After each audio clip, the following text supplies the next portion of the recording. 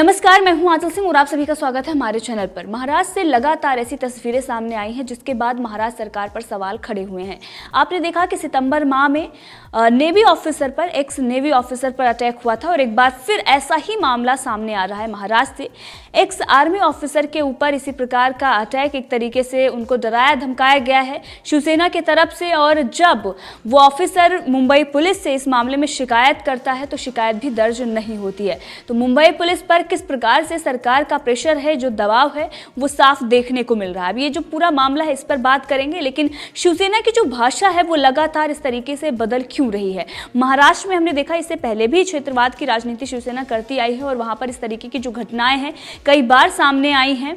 इससे पहले भी जो उत्तर प्रदेश की जो लोग हैं जो वहां पर रहते हैं उनके ऊपर, जो बिहार के लोग हैं उनके ऊपर इस तरीके के अटैक हुए हैं शिवसेना की तरफ से, उनके जो कार्यकर्ता हैं उनके तरफ से।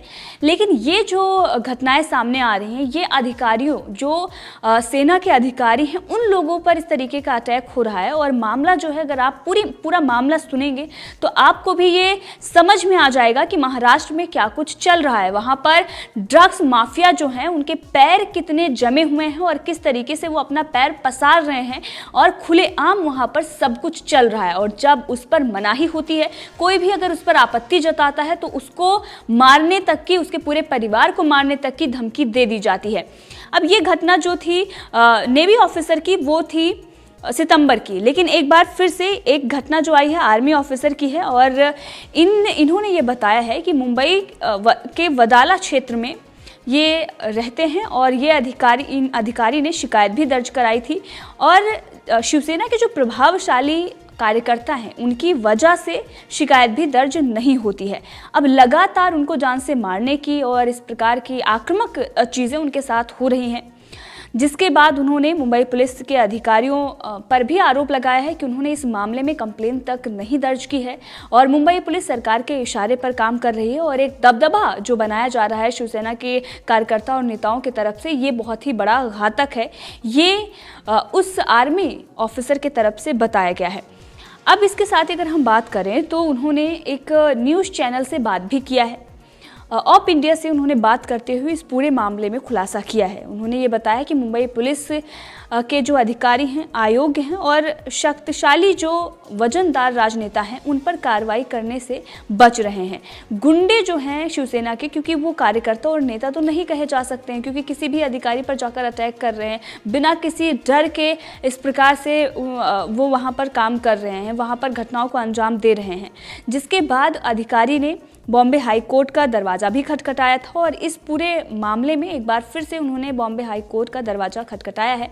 सुजीत आप्टे हैं जिन्होंने ये बताया है कि बॉम्बे हाई कोर्ट में उन्होंने अपनी याचिका भी दायर की है और उसमें उन्होंने बताया है कि मुंबई पुलिस स्थानीय राजनेताओं के दबाव में इस मामले पर उचित कार्रवाई नहीं कर रही है और उन्हें लगता है कि उनका और उनके परिवार का जीवन खतरे में है, इसलिए उन्होंने मामले में बॉम्बे हाई कोर्ट से हस्तक्षेप करने की मांग की है।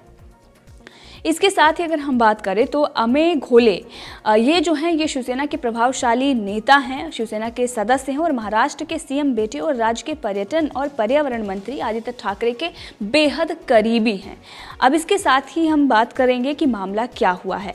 मामले में उन्होंने पूरे विस्तार से बताया है कि मामला जो है ये एक अवैध साईं बाबा मंदिर के ढांचे को लेकर है और एक ये मंदिर बनाया गया था जहाँ पर ये पूरी तरीके से अवैध था। इस पर पहले भी कार्रवाई हुई थी, उसे तोड़ दिया गया था।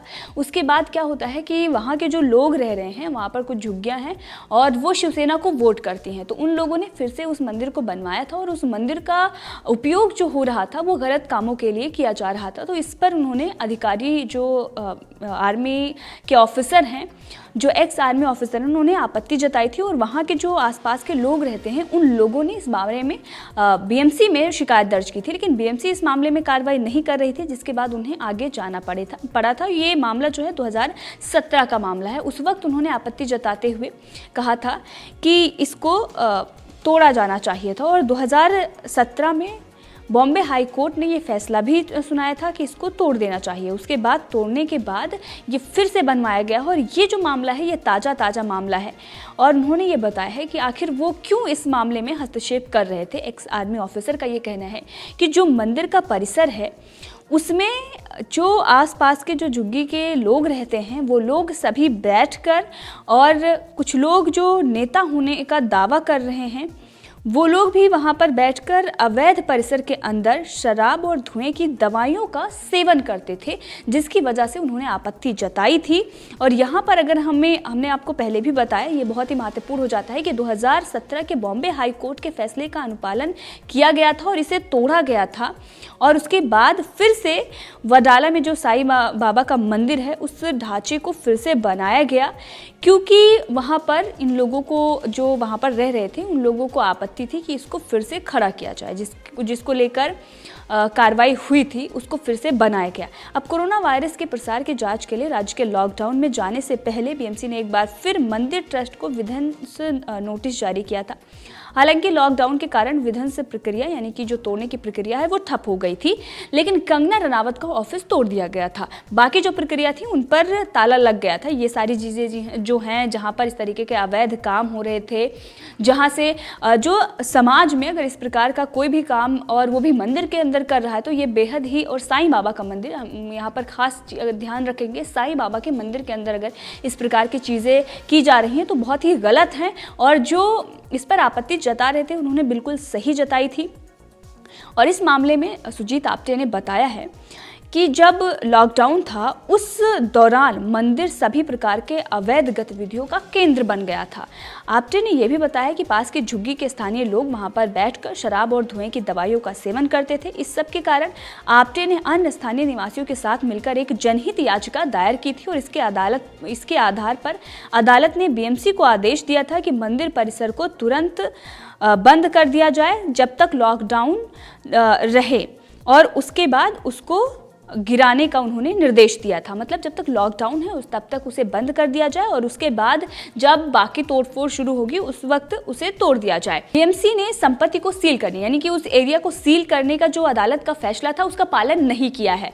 अब इससे पहले हम अगर देखें तो बहुत सारी ऐसी गतिविधियां महाराष्ट्र में हुई हैं जहां पर कोर्ट ये कहता है कि आप नहीं तोड़ सकते, आप इसको इतने कम समय में क्यों तोड़ रहे हैं, वहां पर बीएमसी तुरंत कार्रवाई करती है। लेकिन यहाँ पर वो पालन नहीं करती है। क्यों नहीं करती है?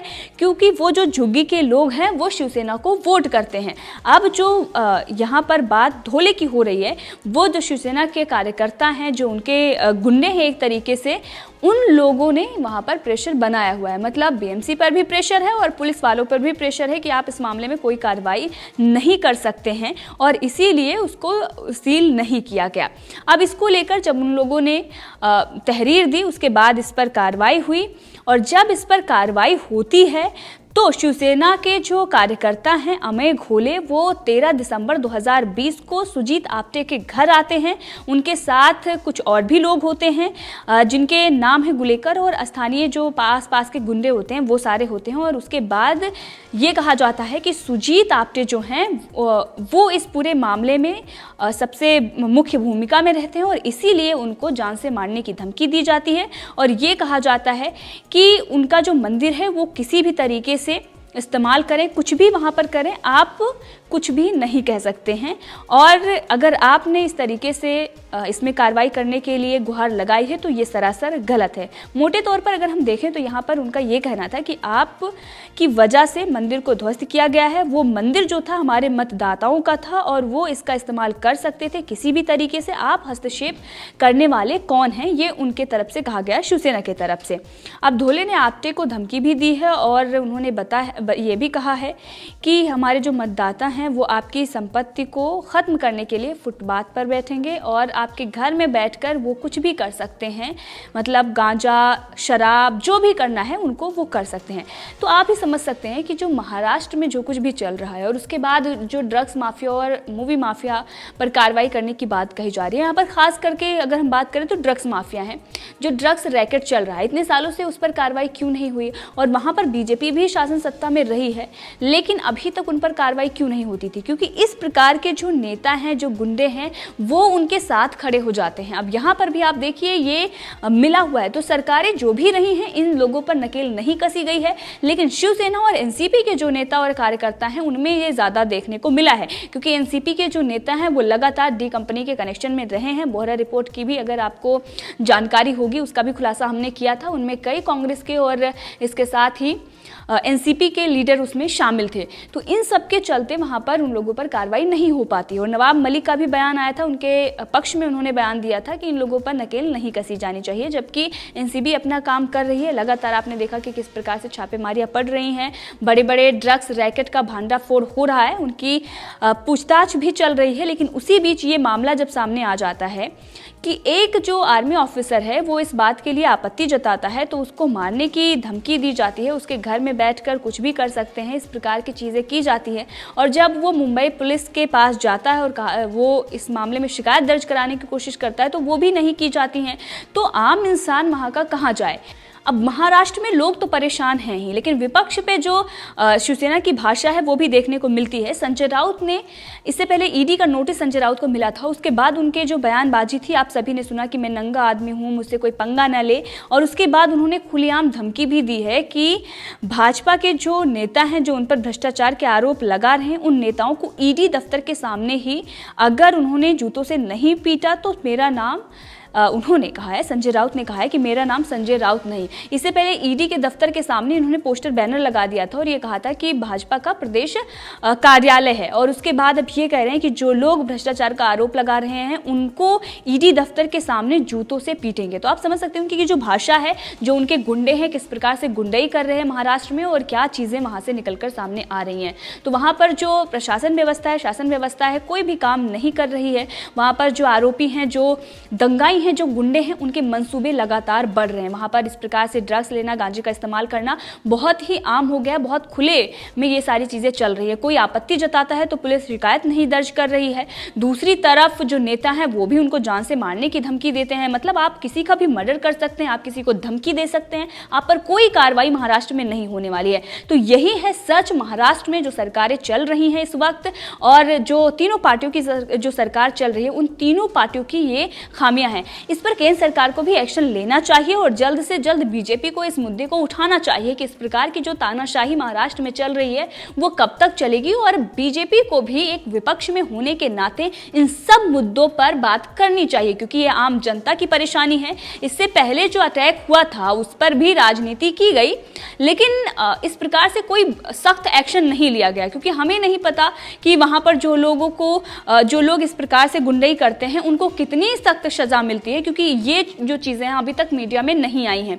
इससे पहले हमने देखा कि पालघर का जो मामला सामने आता है उसके बाद चार्जशीट मुंबई पुलिस दायर नहीं करती है। किसके प्रेशर में, आखिर कौन उन पर प्रेशर डाल रहा है, क्यों ऐसी चीज़ें की जा रही हैं? अगर देखें तो उत्तर प्रदेश को लेकर तमाम चीज़ें महाराष्ट्र सरकार की तरफ से कही जा रही थी, लेकिन महाराष्ट्र आज किस रास्ते पर जा रहा है, वहाँ की जनता जो है वो त्राही त्राही कर रही है, वहाँ पर क्या सारी चीज़ें चल रही हैं, इस सबका जवाब क्या उद्धव ठाकरे, आदित्य ठाकरे देंगे? जबकि आदित्य ठाकरे के बेहद करीबी हैं ये जिनकी हम बात कर रहे हैं, धोले की।